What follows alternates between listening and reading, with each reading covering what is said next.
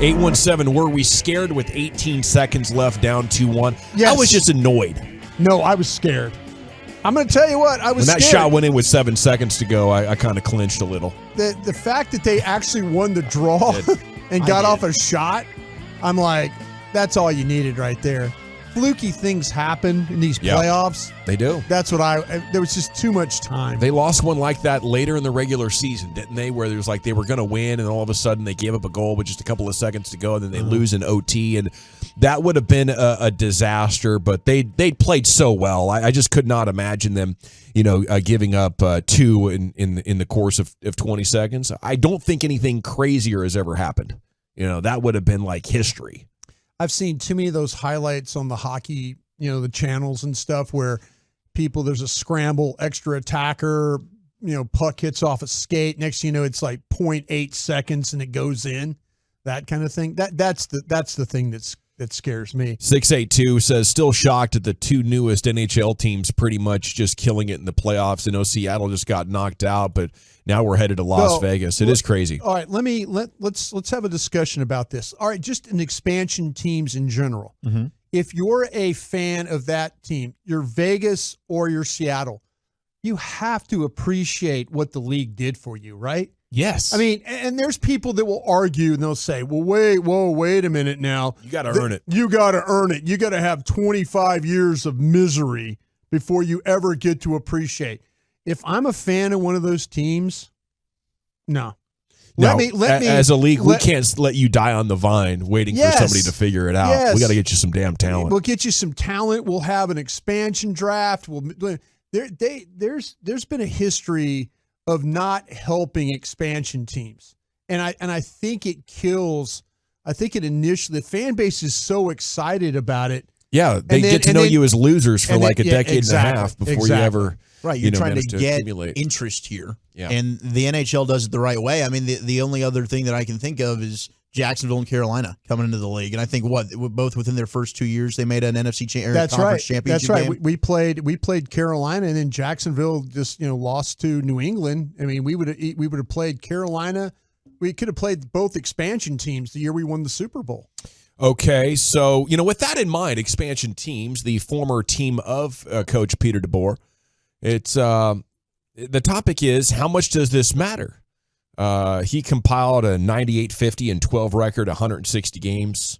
He was fired by Vegas 1 year ago to the day today after the Golden Knights missed the playoffs for the first time in franchise history. That's amazing, dude. He's officially fired a year ago on this day, and now he's preparing to take them down in the Western Conference Finals. That's sweet. So the guy who took over for him was also relieved of his coaching duties, so it's not like there's a lot of familiarity or a man that knows his psychology well, like running the Las Vegas Golden Knights right now. Isn't this huge edge, Pete?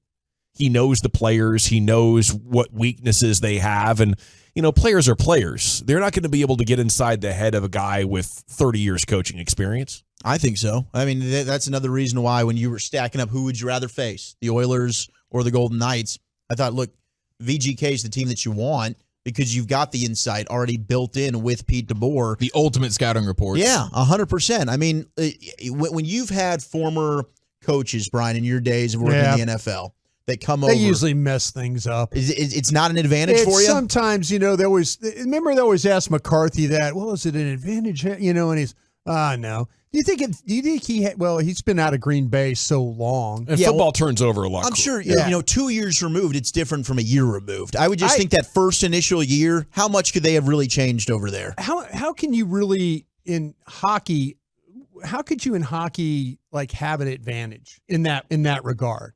Because, it's not like you're setting up what kind of players are going to give a guy trouble? Matchups? Maybe the matchups would be lines. Yeah. The lines would be my number one thing. Yeah, but you don't have home ice advantage now. Not in 1 and 2. No, you don't. So now you have that the ability to make the last change. Yeah, you lose that. So I don't know, in a sport like hockey, maybe it is. Maybe hey, listen, if you put pressure on this guy this way, he'll crack. But I think they make way too much of that, though. I know in football they do. Sure. Because every time I've ever been with somebody and you ask a coach, well, what about this guy? What about this guy? And then they give you an answer. It's like they didn't really pay attention to the player. They really didn't like, oh, you really don't know this player. And you were with him for, Well, what can a coach know that a scout couldn't find out, by watching film and studying closely and doing your research around the league? Yeah.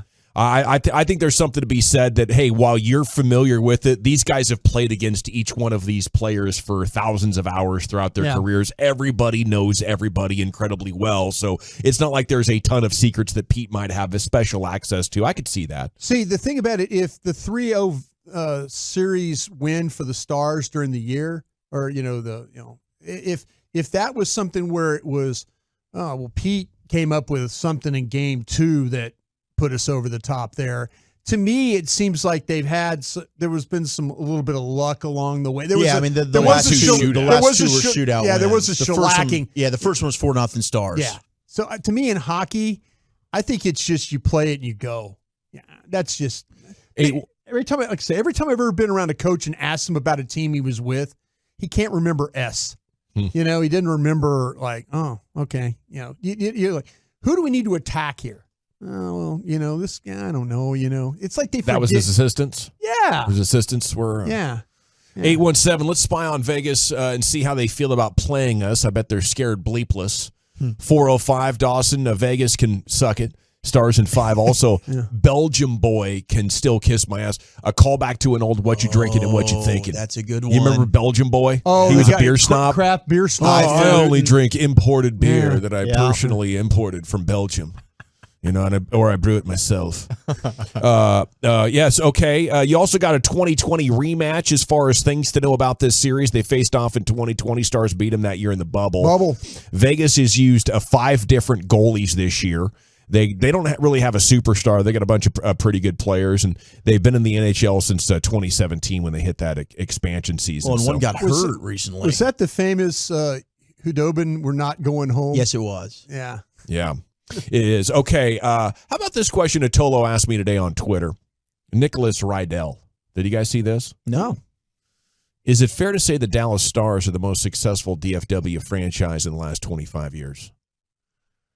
Of course, Cowboys don't count. That was 98? They went to the finals in the bubble, right? Okay, Stars got the dub. Mavs got a dub. Right. But they have not I guess they have 2 finals appearances as well. Yeah. They also had this conference finals appearance accounted for last year, as the Stars are doing now. True. Is it kind of the Rangers got their back-to-back years, didn't get it done. FC Dallas hasn't got it done. What do you say? Is it down to 2? Is it Stars or Mavs? Stars or Mavs? I mean, it's the Stars right now over the last 5 years. Stars. Definitely over the last 25 years. 25? Yeah. Cup was in 99, right? Basically post-Cowboys dynasty. It's probably the Stars. But, oh, man, the Mavs did make 2 NBA Finals. They won 1. And the Western Conference Stars Finals made last 3 finals appearances, won 1. And made a conference final as well. The Mavericks have also been able to get, 2 transcendent dominators as individuals. You have a statue of Dirk outside the AAC. Still waiting on a Star statue. Yeah, that's not that there's not deserved. I'm right, sure. Madonna definitely could have one. No question. But they just don't have the same love, I think. It's definitely between the Mavs and Stars. It's interesting. Man.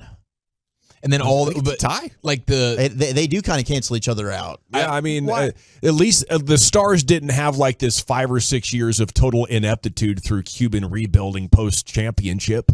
If I was going to give an edge, I think I would be for the Stars because the Mavs really drug us through hell. But on the front end of that, but how many playoffs in a row did right. the Mavs go it's just to? Dirk and 50-plus wins. Yeah, that's what I'm year. saying. Maybe it didn't have the staying power. The Stars seem like that they've maximized their opportunities in the playoffs better than the Mavs. A lot of love coming in here on the text for the Arlington Renegades as well, and our buddy Bob Stoops. There you go, champs, baby. There's got the job done. I was looking at an article today. There were 5 colleges that should hire Bob Stoops right now. Yeah.